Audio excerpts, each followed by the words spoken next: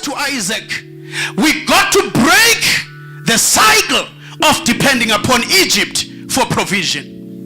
And he says, you are not going down to Egypt. For your father's commitment and covenant, I will bless you. You got to understand, don't focus to them, focus to God. Don't try to answer them, focus to God. Because whenever God is working something through you, there will be people who always question it.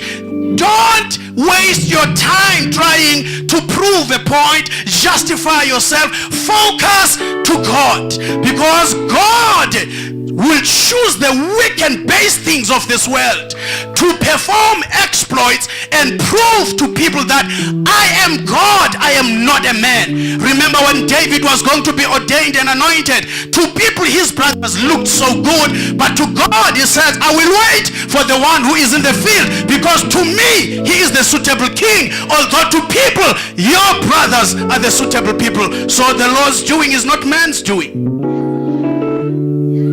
The Lord's doing is not man's doing, but you will forever do it to people.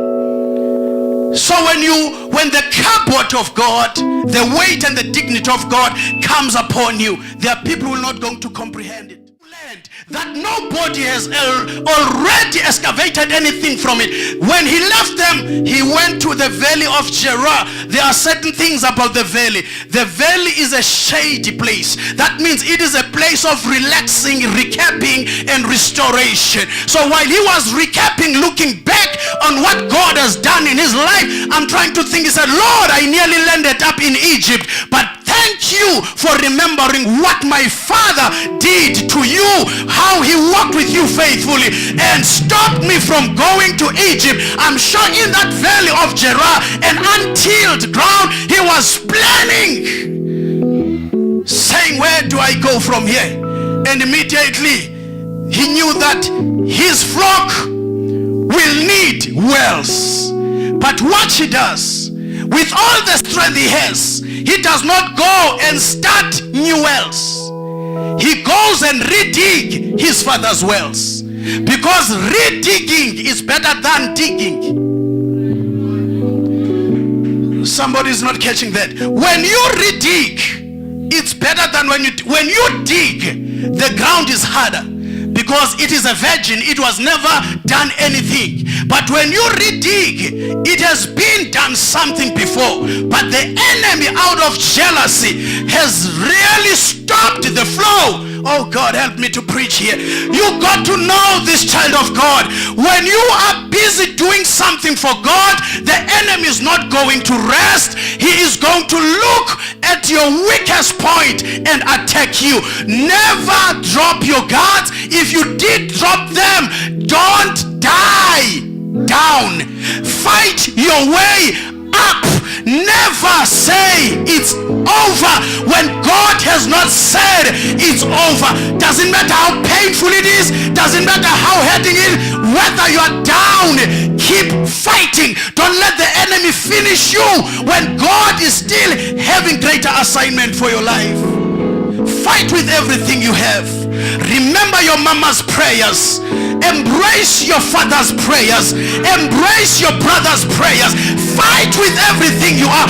Don't die down when the enemy strikes you down, because when you are busy digging, the enemy seeks to fill the wells. You must also understand something about the wells. Don't stop digging, child of God. Where there is quarrel, don't stop there.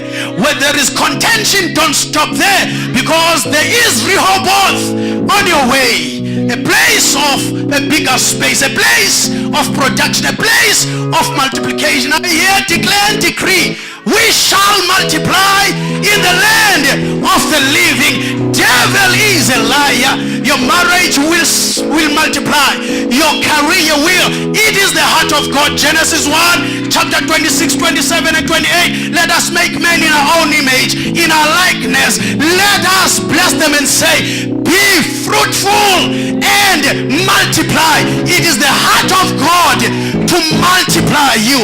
That is why when you are hurt, he will heal you. When you are wounded, he will make you well, because it is his heart to make sure that he turns your pain into praise. If you believe it, shout, I believe it and I receive it.